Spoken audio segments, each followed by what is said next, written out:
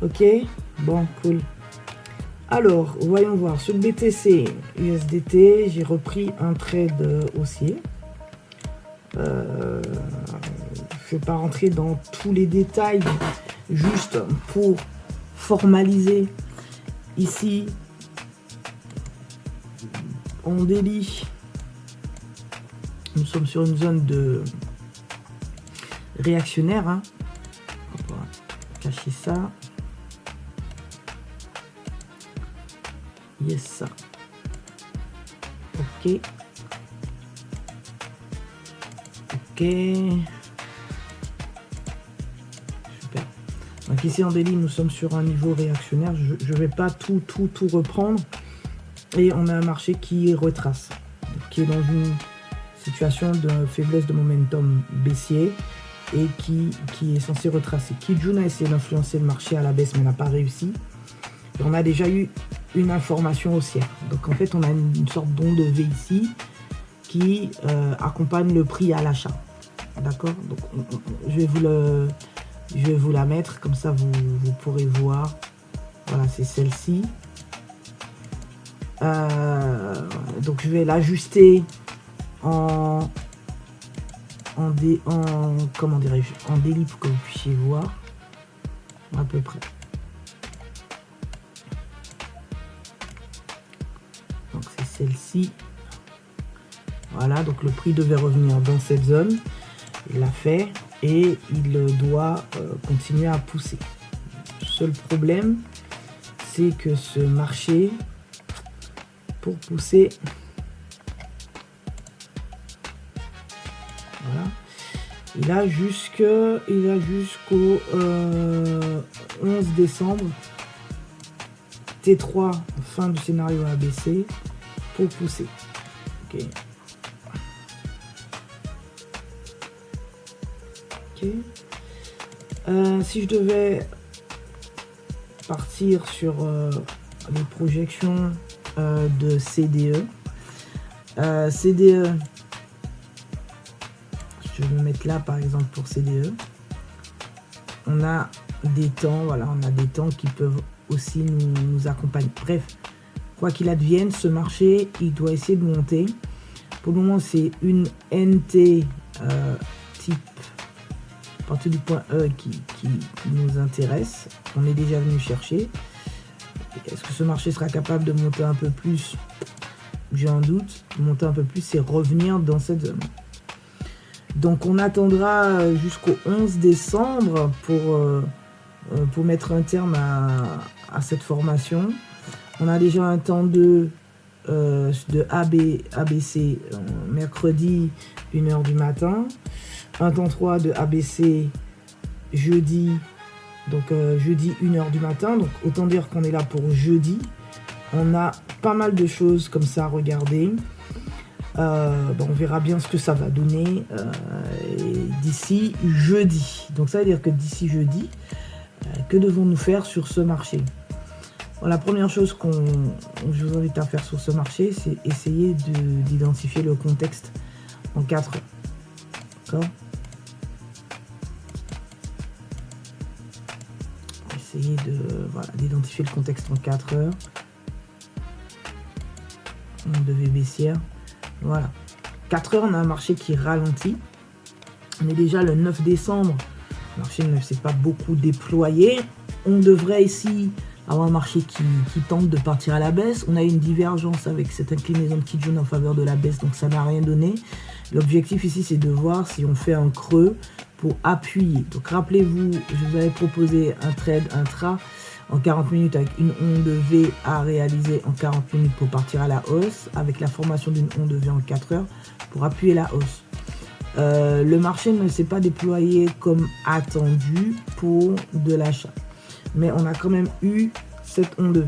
C'est juste qu'ici, le marché n'a pas l'air de vouloir pousser. On est plutôt bloqué par cette imbalance et ce bloc. Et donc, on a un marché qui subit une pression acheteuse et une pression vendeuse. Le must, pour moi, mon conseil pour vous, ce serait d'attendre la cassure clôture de la Tenken de 4 heures pour voir comment il est possible de prendre un trade. D'accord? Donc, on va se focaliser sur ici. puisque chaque niveau, chaque zone doit être travaillée sur l'unité de temps inférieure. Ok, on ne travaille pas sur l'unité de temps qu'on regarde. On pourrait, mais je vous conseillerais de plutôt travailler sur l'unité de temps que vous regardez. Donc on est en même temps pris par les acheteurs et en même temps pris par cette zone où le marché devrait repartir, donc pris aussi par les vendeurs et acheteurs. Donc si on se focalise juste sur ce petit mouvement de 40 minutes, encore une petite onde V haussière, hein. L'objectif ici, c'est de voir si le marché est capable de monter ou pas. Ok. Donc ça, c'est notre priorité. Attendez. Voilà, je me suis dit, il y a un problème. Et donc, j'ai pris un petit trade en 7 minutes à l'achat pour venir chercher une estimation que vous verrez tout à l'heure. Ok. Donc, c'est de voir si on est capable, avant le T4, d'atteindre un objectif, voire même sur le T2, d'atteindre la N et 91 039. Ça nous ferait revenir ici dans ce bloc, on a de la double liquidité au-dessus, donc les 91 312 serait une target beaucoup plus raisonnable. Donc on va suivre la progression de ce marché. Donc pour moi, j'ai aucune raison de sortir de cette petite position. Au contraire, je devrais peut-être m'ajuster parce que la V serait une target raisonnable et pourquoi pas venir titiller une E. Bon, on verra ça et c'est le marché qui me fera sortir par rapport au suivi que je vais faire de ce marché. Donc ici, on doit réaliser une impulsion et j'ai jusqu'à ce soir 17h40 pour réaliser cette impulsion. La question que je vais me poser, c'est est-ce que cette impulsion sera de type fluctuation N ou P? Voilà, même S, parce qu'on peut faire une NS, d'accord? Donc, il va être important d'observer un peu le contexte qu'il y a autour pour détecter les bonnes opportunités en termes de continuation ou au contraire prendre une décision pour sortir de position. Alors, hop, hop. Voilà, regardez ça. Donc en fait, dans l'onde V de 4 heures, ce qu'on cherche à observer, c'est est-ce qu'ici on a un creux pour partir à l'achat ou pas. Pour le moment, Kijun ne valide rien, mais Tenken semble lancer le marché comme ça, accompagner le marché dans la structure haussière. Donc le court terme veut soutenir cette activité haussière. C'est plutôt pas mal.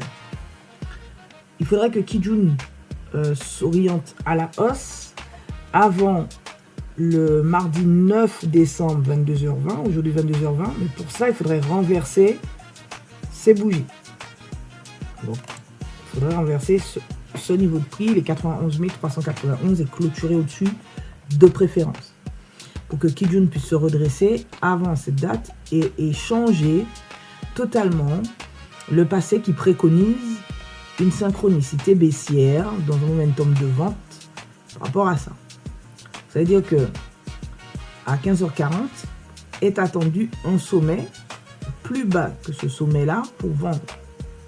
Bon, il n'y a pas que 15h40, mais on va regarder 15h40 en ce sens. Pour moi, entre 15h40 et 18h20 est attendu un sommet plus bas que ce sommet-là. Comme ici, je m'attendais à avoir un sommet plus bas que ce sommet-là pour vendre. On a eu plutôt un creux, donc ça m'a plutôt engagé ici à prendre de l'achat et encore à remettre une cartouche ici. Donc, c'est cela. Est-ce que le marché entre là et là va nous faire un sommet plus bas? Donc, c'est ce qui serait naturellement attendu. Ou, au contraire, va nous donner la possibilité de remettre une cartouche pour partir à l'achat. D'accord? Là, on est plutôt sur une vitesse type NT pour venir chercher plutôt les 91 124. Si maintenant on regarde en descendant en 7 minutes la sous-structure, ce marché devrait revenir dans cette zone pour préparer une reprise haussière. Donc, tout ici doit être extrêmement pointilleux pour capter cette reprise haussière et donc maintenir aussi ma position. Donc, on peut suivre un trade de différentes manières. La première, strictement avec le prix. Donc, on regarde le spread des bougies, mais on regarde aussi où est-ce que les bougies peuvent se maintenir pour continuer la poussée. La deuxième, avec Ishimoku, en venant faire un découpage du mouvement en cours et identifier les zones de reprise. Et la troisième, avec l'équilibre Tenken qui ne se fait pas casser, clôturer à la baisse, puisqu'à chaque fois, et qui ne se renverse pas. C'est pas tout de casser, comme ici, c'est pas tout de casser, clôturer. Hein. Il faut aussi que la Tenken se renverse avec une bougie qui montre sa volonté de poursuivre la baisse. Donc, ça peut être compliqué de ne pas avoir cette information. D'accord? Donc, si je veux savoir, connaître la continuité et savoir si moi je suis capable de poursuivre, je dois observer ici une reprise haussière. Une reprise haussière dans un temps sain, parce que le temps de CD me dit que à partir de CD, on doit faire un creux, un point, un creux, donc une lettre E pour reprendre la hausse. Les bougies doivent valider, c'est pas encore le cas. Sinon, si ça prend un peu plus de temps, eh bien c'est AD que j'observe et c'est à partir de 15h07.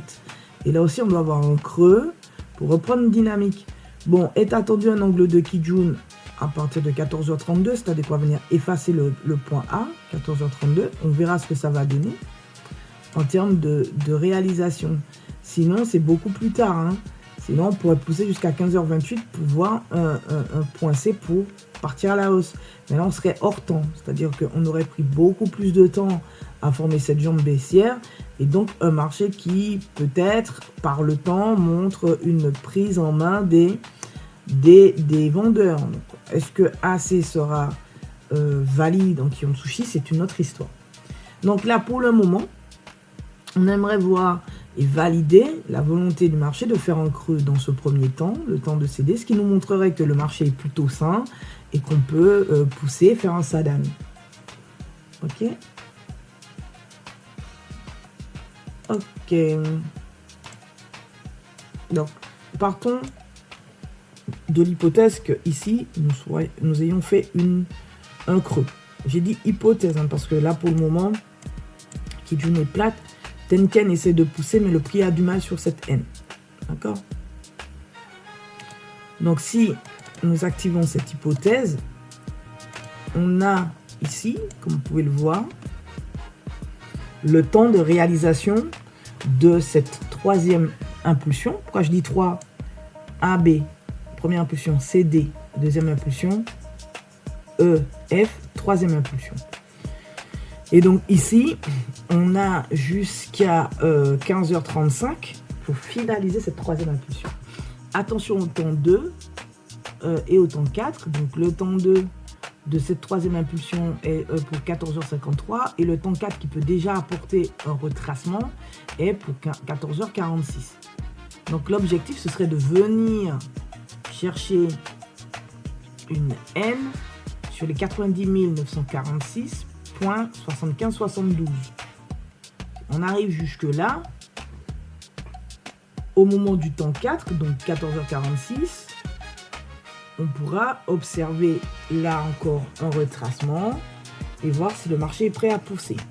Donc ça va nous amener aussi à simplifier le mouvement. Donc, étant donné qu'on a terminé cette poussée, je devrais déjà simplifier AD et positionner ici un point C. Donc je vous montre.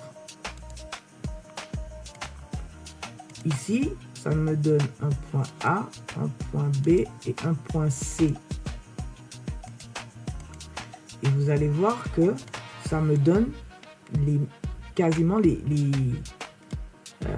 comment dirais-je, les mêmes targets, même plus, puisque, et je vais cacher, regardez, ici est projeté CDE. est projeté et qu'ici est projeté A, B, C, c'est-à-dire la simplification de AB plus C comme onde V. Donc on a deux scénarios que l'on peut observer. En très épais, c'est CDE. En très fin, c'est ABC. Ok.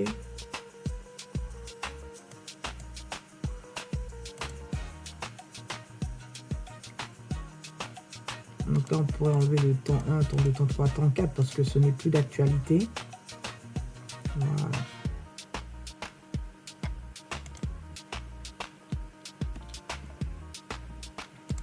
Donc ici, on peut, par rapport au temps, etc., se dire que si ABC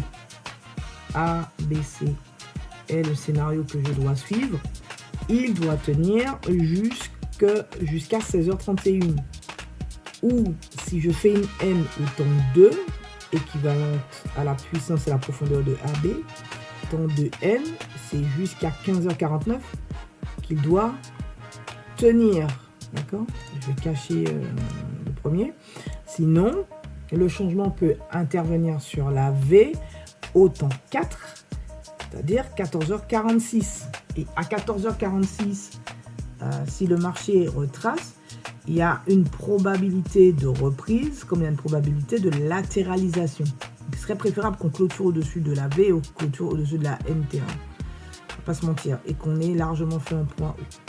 On peut regarder s'il y a des convergences. Effectivement, on a une N sur un bloc, on a une NT sur une zone qui a déjà fait réagir le prix à la baisse et une V sur un bloc.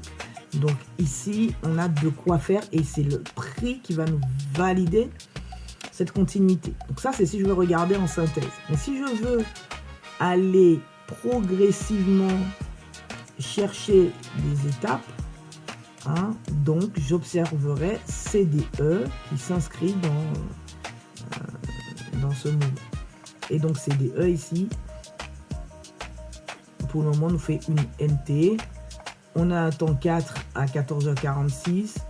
On a un temps 2 à 14h53. Et fin de scénario à 15h35. Donc on peut rester ici pour observer. Et on peut aussi switcher sur l'autre pour observer aussi. Donc la NT est plutôt en train de réagir. Pourquoi? Parce que là, on revient sur un bloc.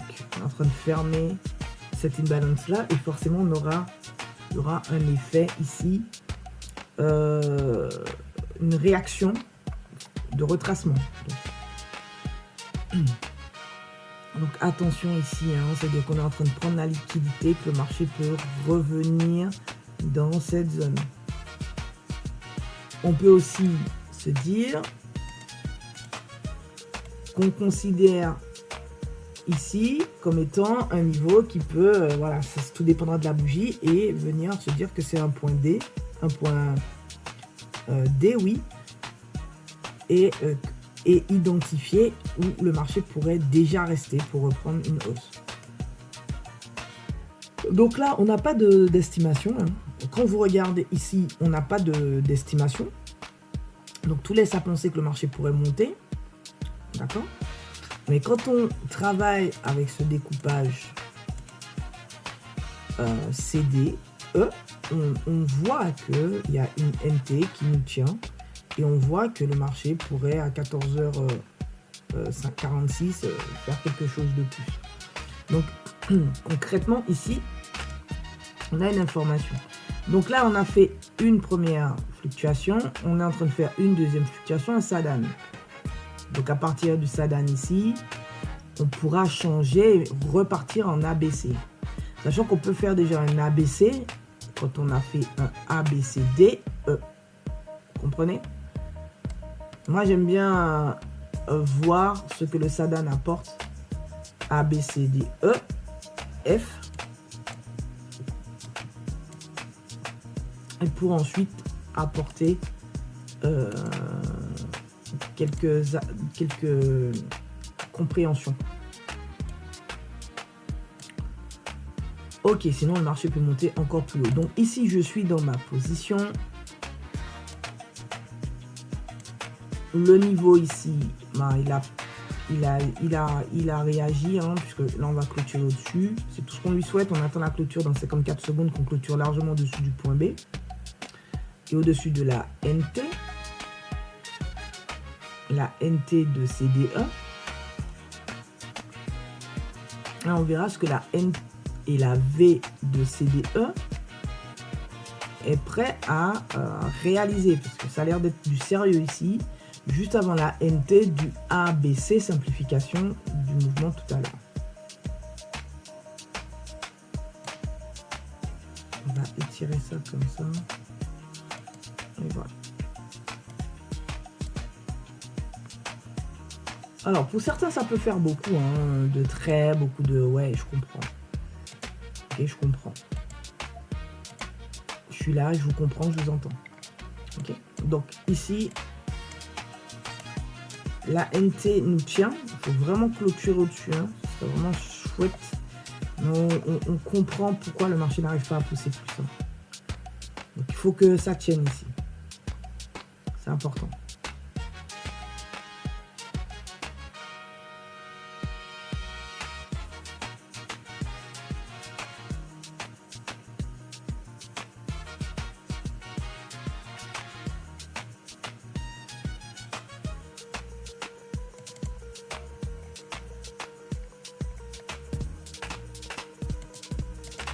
Ça, c'est plus d'actualité.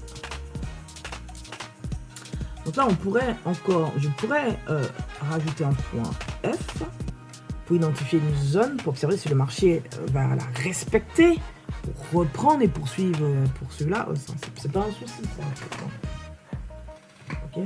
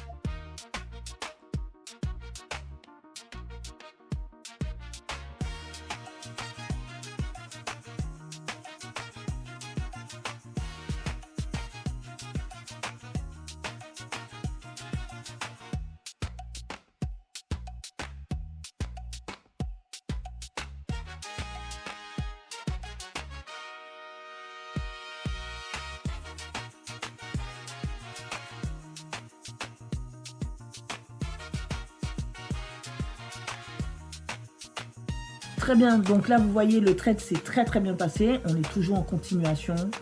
Le marché va donner un excellent ratio risque récompense de 8,34 et ce dernier est toujours en expansion. Ça veut dire que là, si je reviens en 40 minutes,